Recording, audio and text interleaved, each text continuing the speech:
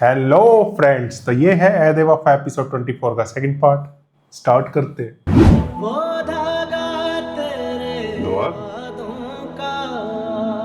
बस यार, अम्मी को खुद ऑफिस कर रहा था। मैं नहीं चाहता वो गेट तक आए।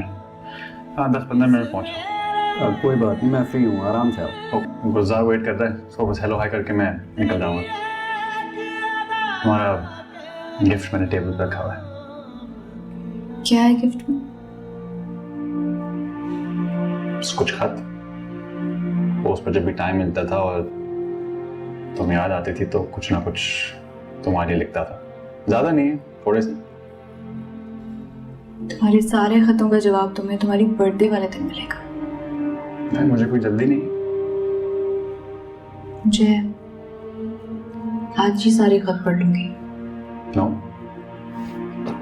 एक डेली, ठीक है? अब ध्यान से मेरी बात सुनो, मैं इंस्ट्रक्शंस दोबारा बता रहा हूँ। ग्रोसरीज करते हुए अकेला नहीं जाना, जोरों के साथ डेली वॉक। ये 7 महीने तुम्हारे लिए बहुत क्रूशियल है। और तुम्हारी डॉक्टर कौन है?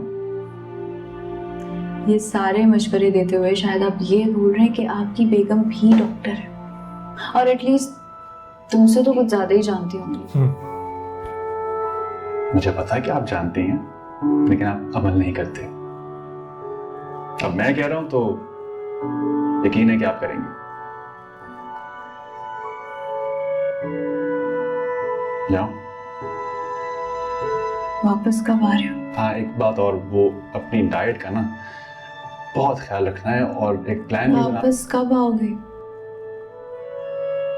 तो छोड़ो इस बात को। मेरी ये बातें समझ में आ रही हैं या नहीं?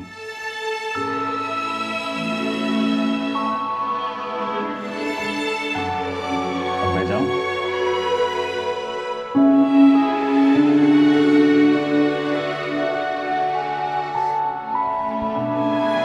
खुदा हाफिज़।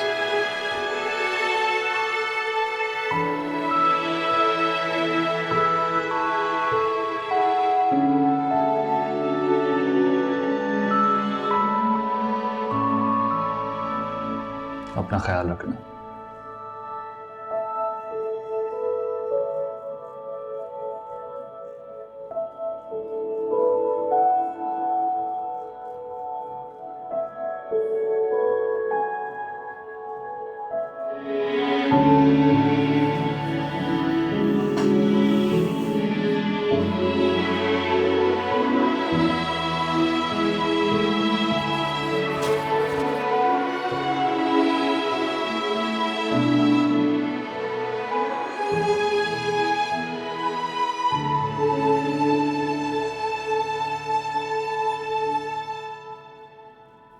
मुझे मालूम है जाते हुए तुम मुझसे यही पूछोगी कि वापस कब आओगे।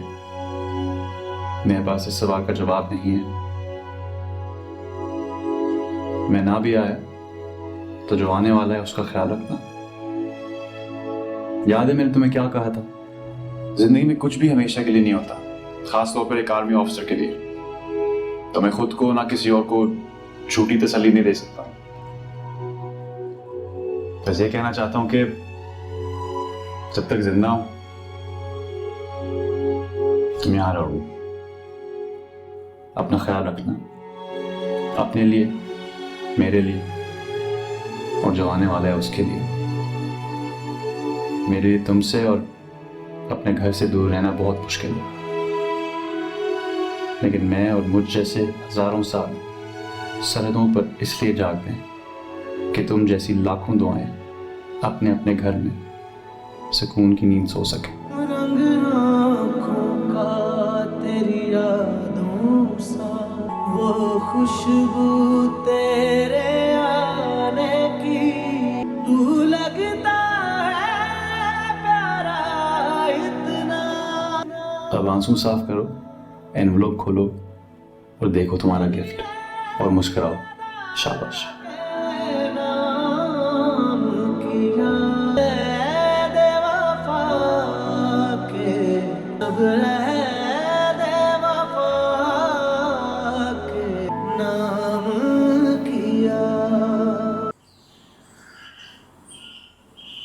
अब ये इसकी क्लास लेगा अच्छी वाली। दोस्ती ये तो टूट भाई जाए। मुंह फटा है जो मुंह में आता दोस्ती है भी वो टूट बोलता ही है। जाएगी। मुझे तो लग रहा है दोस्ती ना टूट जाए।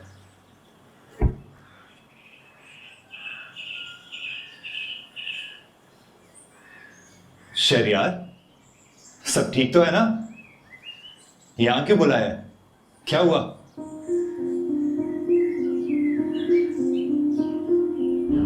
ऐसे क्या देख रहा है यार? बता ना, हुआ क्या है? मैं इस्तेमाल हुआ और क्या हुआ? दोस्ती, मोहब्बत, भरोसा सब इस्तेमाल हुआ और क्या हुआ? इलेक्शन किसी और तरीके से भी जीता जा सकता था शाहजहान। ये सब करने की क्या जरूरत थी? यार तू क्या बोल रहा है? मेरी तो कुछ समझ में ही नहीं आ क्या रहा। सी में? मैं तो बस खड़ा ये देख रहा हूँ, तू इतनी लंबी लंबी तकरीरें क्यों मार रहा है? थप्पड़ भी मार देगा। बता क्या किया है मैंने?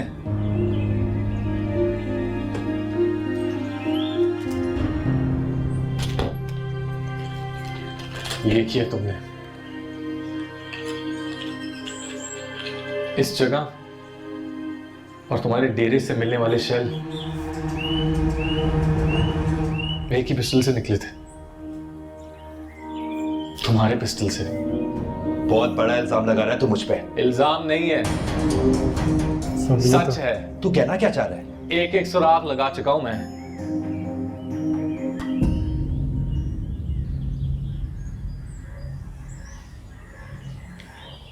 क्या हो गया तुझे?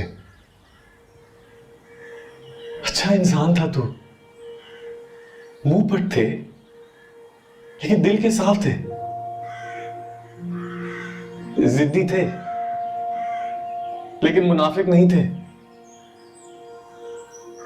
शरारती थे लेकिन जिद्दार तो नहीं थे तुम।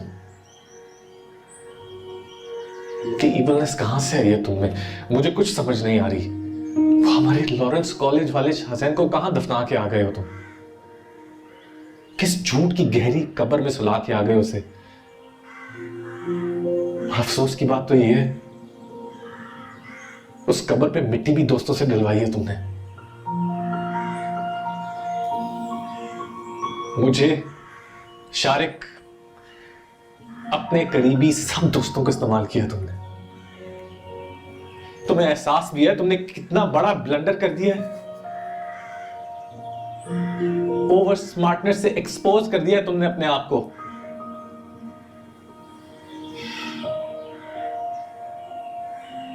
मुझे लगा था ये सब सच है, लेकिन जब तुमने वकार को माफ करने का कहा और उसने तुम्हारे हक में इलेक्शन से दस्तबरदार होने का ऐलान किया, मुझे शक हो गया ये सब ड्रामा है। शाहजहान को मैंने अपना दोस्त नहीं, हमेशा अपना भाई माना है, और मुझे लगता है मेरा भाई कुछ गलत कर रहा है, और इसे ठीक करने के लिए मुझे तुम्हारी मदद की जरूरत है नबील। जी हुक्म करें सर। दरअसल तुम्हें हुक्म करना मेरी जुरिस्डिक्शन से बाहर है, इसलिए मैं तुमसे फेवर मांग रहा हूँ। मैं हाजिर हूँ सर। Thank you. मुझे लगता है शाहजहान पे कोई हमला नहीं हुआ। आपको सिर्फ लगता है सर, मुझे तो कन्फर्म है कि ऐसा कुछ नहीं हुआ। गोलियां खाकर बच जाने वाले एक एक हफ्ता ट्रॉमा में रहते हैं सर, और आपके दोस्त 24 घंटे के अंदर अंदर रिपोर्टें भी कर रहे थे और राजीनामे भी। अब क्या हो सकता है? जब पार्टियां आपस में राजीनामा कर ले तो कुछ भी नहीं हो सकता। जब अदालत में केस पहुंचे ही नहीं तो उसे चैलेंज कौन करेगा? मैं सिर्फ वो भी ये यही जानना चाहता था हूं कि ना ये पहुंचे खेल केस अदालत खेला में। कैसे? शाहजहान, इसके लिए आपको इंतजार करना तो उसको पड़ेगा तो सर। वहां से सपोर्ट चाहिए थी। शाहजहान साहब भी कोई ना कोई गलती करेंगे, इससे ये सारी कहानी खुलकर सामने आ जाएगी। मैंने सोचा ये सारी बातें दिल में रखने ये के अब बजाय बता रहे मैं तुम्हें तभी बता समझ गया था। तू इससे पहले समझ दूं। गया। तुम्हें बताने मुझे तो का लगा मकसद रानी भी तुम्हें मिली हुई। शर्मिंदा करना नहीं, तुम्हें तुम्हारी गलती का एहसास दिलाना है।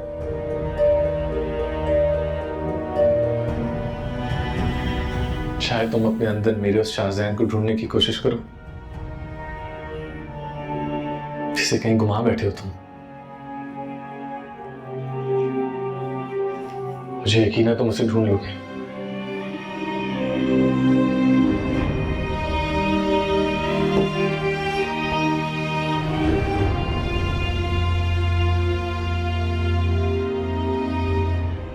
ये सारी बातें ना शारिक को बताई हैं,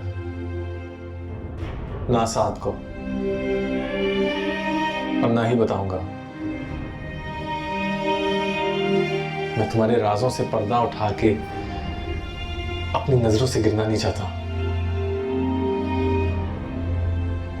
और ना ही तुम्हें औरों की नजरों में गिराना चाहता हूं।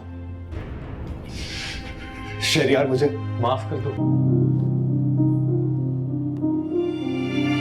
ये तो हॉस्पिटल में भी लो, कर दिया माफ। तुमने ही कहा था ना, किसी को माफ कर देने से ज्यादा बड़ी सजा क्या हो सकती है। कर दिया। ओए होए होए होए।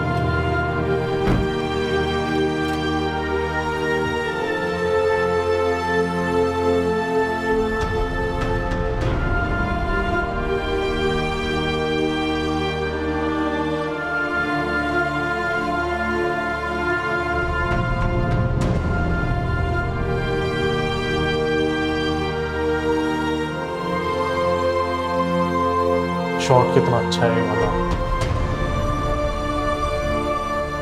इतना बढ़िया लग रहा है।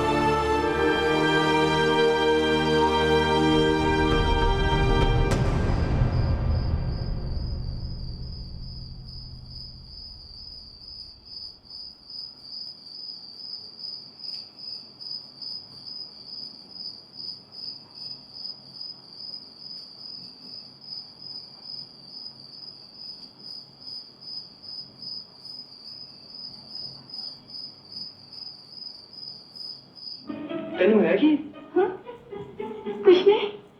पहचाने मैं कौन है मैं?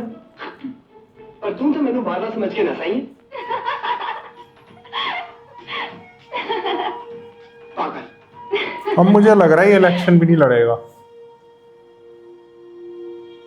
वकार की सपोर्ट करेगा, तू लड़। तो क्या अब ऐसा लग रहा मुझे, माफी मांग लेगा। कुछ नहीं। कुछ नहीं। और देख अव्वल आखिर तुम्हें बताना ही है मुझे। और मुझे लग रहा है दादा को पता है, समझ गया। फिर दोनों बैठ के ये सहमा के फिल्म देखते हैं सुकून ये दादा समझ गए, मुझे भी ये लग रहा है। वो कहेंगे मेरे को पता है, तुम जैसे बेजुबानों को समझ जाता हो, तू तो फिर भी सही बात है। मैं कैसा आदमी होता था जी? तो दोस्तों इसी के साथ ऐ वफा एपिसोड 24 का सेकंड पार्ट एंड होता है। मिलते हैं थर्ड पार्ट में। Bye bye.